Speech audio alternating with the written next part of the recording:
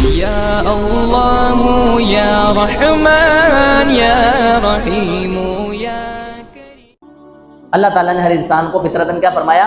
آزاد فرمایا۔ اسی لیے صحابہ کرام رضی اللہ تعالیٰ عنہم اجمعین جب کبھی کہیں جایا کرتے تھے تو لوگوں سے کہا کرتے تھے کہ ہم تمہیں لوگوں کی پوجا سے نکال کر کے ایک اللہ تبارک و تعالیٰ کی عبادت اور اس کی پرستش کی طرف نکالنے کے لیے آئے ہیں۔ اور حضرت عمر رضی اللہ تعالیٰ عنہ کی طرف ایک مقولہ بڑا مشہور ہے جس میں وہ کہا کرتے تھے کہ انسانوں نے انسانوں کو کب سے غلام بنانا شروع کر دیا ہے حالانکہ ان کی ماؤں نے ان کو آزاد پیدا فرمایا۔ اسی طرح ایک عربی کا محاورہ ہے جس کے اندر کہا جاتا ہے کہ انسان اپنے علاوہ انسان کا غلام بننا پسند نہ کرے، اس لیے کہ اللہ تعالیٰ نے اس کو آزاد پیدا فرمایا ہے۔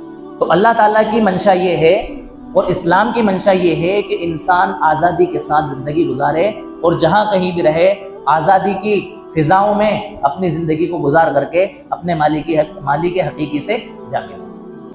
اسی لیے جب دنیا کے اندر یہ رواج چل پڑا اور یہ کلچر چل پڑا کہ انسانوں نے انسانوں کو غلام بنانا شروع کر دیا، انسانوں کی منڈیاں لگنے لگیں، جیسے بھیڑ بکریوں کی منڈیاں لگتی ہیں نا، جانوروں کی منڈیاں لگتی ہیں، اس طرح سے انسانوں کی منڈیاں لگا کرتی تھی۔ امیر آدمی غریب کو خرید لیا کرتا تھا، اس کو غلام بنا لیا کرتا تھا۔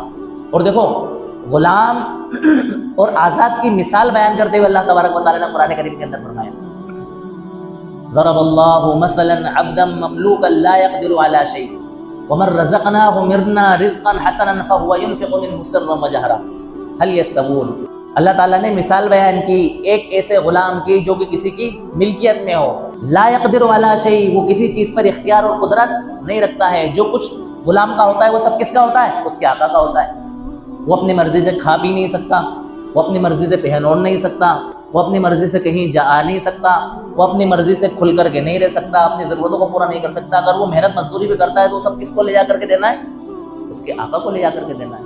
تو اس مثال سے پتہ یہ چلا کہ غلام کی حیثیت مخلوق کی ہو گئی ہے، اور اللہ تعالیٰ نے آزاد انسان کی مثال بیان کرتے ہوئے فرمایا وَمَن رَّزَقْنَاهُ مِنَّا رِزْقًا حَسَنًا فَهُوَ يُنْفِقُ مِنْهُ سِرًّا وَجَهْرًا۔ اور وہ شخص جس کو ہم نے اپنے پاس سے رزق دیا، وَمَن رَّزَقْنَاهُ مِنَّا رِزْقًا حَسَنًا، بہترین رزق دیا، فَهُوَ يُنْفِقُ مِنْهُ، تو وہ اپنے رزق سے خرچ کرتا ہے، کھلم کھلا بھی اور چھپے چوری بھی۔ هل يستوون، اللہ تعالیٰ فرمانا ہے کیا غلام اور آزاد برابر ہو سکتے؟ فرمایا دونوں برابر نہیں ہو سکتے۔ تو اس مثال کے ذریعے اللہ تبارک و تعالیٰ نے غلام اور آزاد کی مثال کو ہمیں کیا کر دیا؟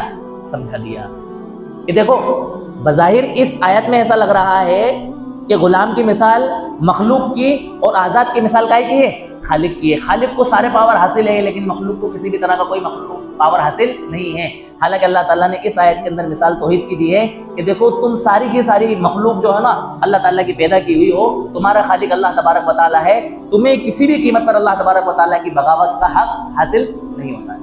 جب ایک غلام جو کہ کسی کی ملکیت میں ہے اس کو کسی بات کا اختیار نہیں ہے اپنے آقا کے سامنے اور اپنے مالک کے سامنے، تو ساری کائنات اور ساری دنیا اللہ تبارک و تعالیٰ کی مخلوق ہے، اس کو بھی کسی طرح کا اختیار اور کسی طرح کا حق حاصل اللہ تبارک و تعالیٰ کے سامنے نہیں ہو سکتا۔ تو انسان کو آزادی مل جانا یہ بہت بڑی نعمت ہے، اور جب تک انسان کو آزادی نہ ملے یہ انسان کا اپنا حق ہے، اس کو انسان کو حاصل کرنے کی بھرپور کوشش کرنا چاہیے۔ اور جب آزادی مل جائے تو یہ انسان کی بہت بڑی ذمہ داری بن جاتی ہے۔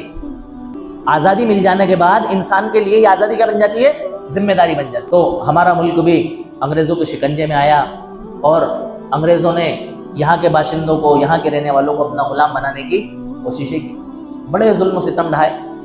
سب سے پہلے انگریزوں کی آمد 1601 کے اندر ہمارے ملک میں ہوئی، اور انہوں نے شہر کالی گڑھ اور کلکتہ کو اپنا مرکز بنایا۔